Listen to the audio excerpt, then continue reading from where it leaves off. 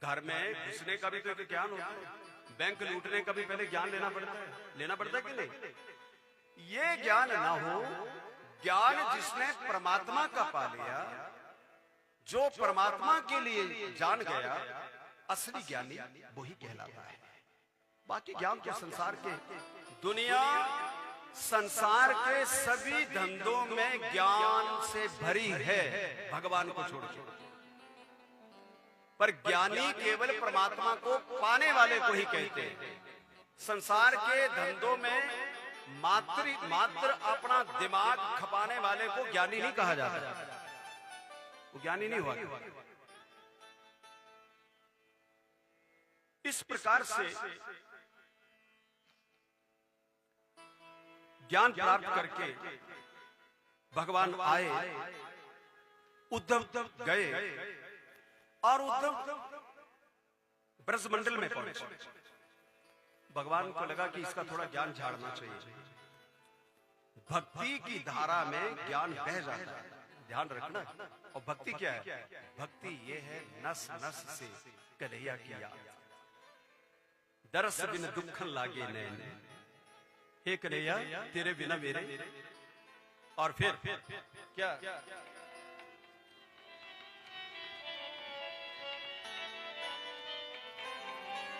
पग घुंघरू बांध मीरा नाची रे, पग घुंघरू बांध। ये है ज्ञान, ये भक्ति। मैं तो अपने नारायण की, मैं तो अपने नारायण की, आप ही हो गई दासी रे, पग घुंघरू बांध।